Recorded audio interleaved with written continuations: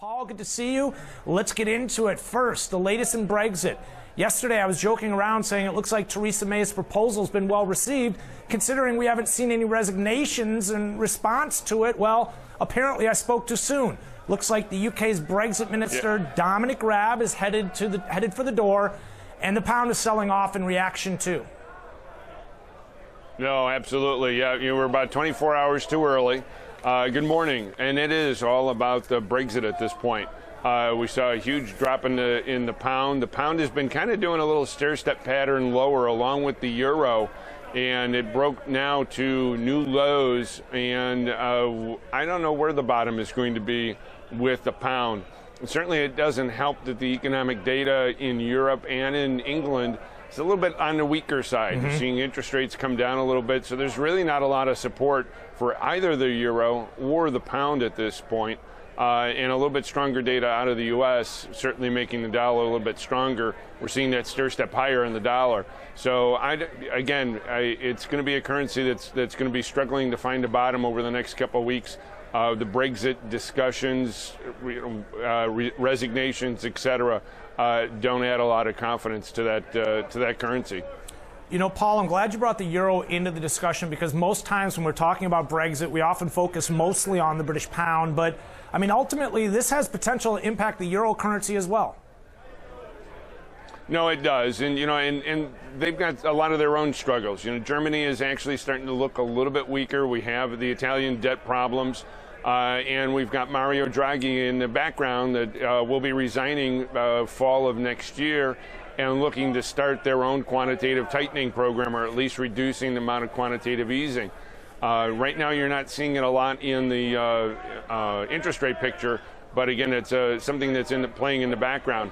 So the weaker economic data, I think, is really more driving the euro at this point, and certainly they're getting a knock-on effect from problems with Brexit. And what does the European Union look like a year from now, 2 years from now? I don't think Germany is going to allow any countries. They certainly didn't allow Greece. They're not going to allow Italy to leave the euro. So it's going to be, again, another struggle with another country within the euro. Yeah, something to watch there. Let's get a little bit closer to home. Let's talk about the Mexican peso. I noticed, central bank is set to announce today on interest rates, but I also saw the central bank deputy governor resign due to health issues. Where does all this leave the peso? I noticed they managed to hold off the 2018 lows, but not by much, Paul. No, they haven't. They're struggling as well. There's a lot of tension here between the United States and Mexico. It's a kind of a love-hate relationship at this point. So all of the benefit that we had from the trade talks and signatures between Canada and Mexico, that has all dissipated. Mexico is still trying to find their way. Their interest rates are starting to rise fairly significantly here over the last couple months, but not yet providing any support for the peso. And we're seeing that, too, across the globe in a lot of the emerging market currencies. A lot of those currencies are trying to find a bottom here. Mexico's kind of in that camp as well. Again, a struggle. The story, as we've been talking about for a while, is really the U.S. dollar versus the rest of the world. Paul, we got retail sales coming out here in about 30 seconds. In a nutshell, what should we be looking for?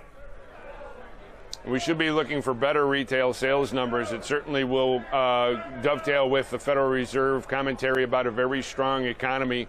I'm going to keep an eye on those export-import prices as well. Again, taking a look at the inflation picture and economic growth, we're seeing some tail off in housing prices, auto sales, and I want to see how that flows through to the retail sales picture. I want to take a look at the numbers first, and then we'll take a look at some of the market reaction too. There's a lot to break down here, so let's go through it step by step. First, the retail sales.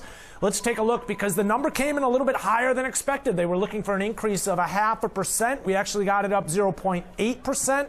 Minus the autos, also strong, up 0.7%. Now, I remember it was last month where that number came in a little bit weak. It was actually lower, if you can see there, down. Prior was down by 0.1%. Now, it actually looks like that retail sales number got revised as well. But, Paul, for the most part, I'm seeing kind of limited reaction, a little bit of a bid coming into the Treasuries. But this is a strong number today.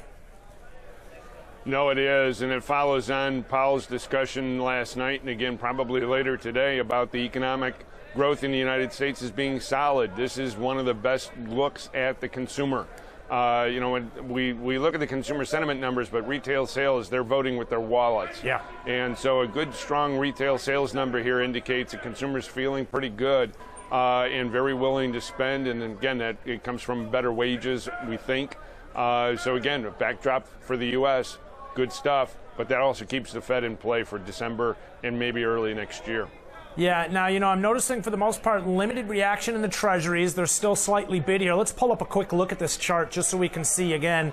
They're holding upper levels. They're in positive territory. I'm looking at the bonds up on the day by about 0.25%, Paul, but still holding below that overnight high in the mid 139 handle. I want to take a quick look at the indices because, Paul, this is what you're talking about, again, how it supports the comments from Fed Chair Jerome Powell. A strong retail sales number also supports some of the Red Book numbers that we've been receiving, which are pointing to a very strong retail sector, and also some of those NFIB small business optimism numbers that we've been seeing, which have been pointing towards an optimistic tone there as well. Does it surprise you to see kind of limited reaction here in terms of the indices as far as this number coming in kind of hot? Yeah, a little bit, and I think some of it is again, the sell-off that we've seen recently. We're seeing those higher interest rates. We're seeing a stronger dollar. Both higher interest rates and a stronger dollar has generally been a recipe for weaker equities. So when you take a look at the 10-year, you go back maybe about a month and a half, 2 months or so, we might have had a little bit of a double top in the price and double bottom in the yield, or I'm sorry, double top in the yield, double bottom in the price of the 10-year bond. And I think you're starting to see the Treasuries react to a weaker equity market. This may be the point at which traders are looking at the Fed put in the equity markets. Now, if you listen to Powell last night, it didn't sound like the Fed was really interested in backstopping equity prices. So again, that's why I think you're getting this kind of muted reaction. Is on one hand, it's good news for the economy. On the other hand, bad news for the fixed income market because the Fed will still be in play. Higher interest rates ultimately lead to trouble for the equity markets. Paul, do the markets selling off impact the Fed's decision related to rates at all? I mean, are they only focused on some of the data, the economic data, or is the decline there something that they take note and consider in terms of their decision-making process? I think they used to, and I think what you got from Powell in a couple of his comments, and he's referenced this a couple different times over the last 6 weeks, 8 weeks or so, it does not look like they're really all that concerned about the equity markets. He's been asked a couple times directly, and he said, we're looking at the economic data, and we're playing our cards based on what we're seeing from an inflationary perspective, what we're seeing from an employment perspective. So it does not look like, it looks as though to me that the Fed is trying very hard under Jerome Powell to remove that Fed put that's been underneath the market since 1987. And that's going to be a very hard thing to do because the equity markets have been very used to a Fed that does rush in after a big decline in the equity markets. So we could, because of that, see a very interesting and different dynamic in the equity markets going ahead if Powell is able to pull that off. Yeah, well, there's many that would agree or say that that's the way it should be, and it'll be interesting to watch. But Paul, before the break, you mentioned that we should be focused on the import, the export numbers. I noticed they came in a little bit high this morning for the imports month to month, up 0.5. They were looking for 0.1. For the export, 0.4. They were looking for 0.1. Talk to us about what that means. What's interesting is that, it kind of flies in the face of all the tariffs that we've been talking about and what's been put in place. So, again, an inflationary number and one that should put a little bit of a bid in on the bonds, or I should say a little bit of a selling in the bond market. So when you're looking at the numbers, it's all playing into a Fed that will continue to have their foot on the gas pedal as far as raising rates.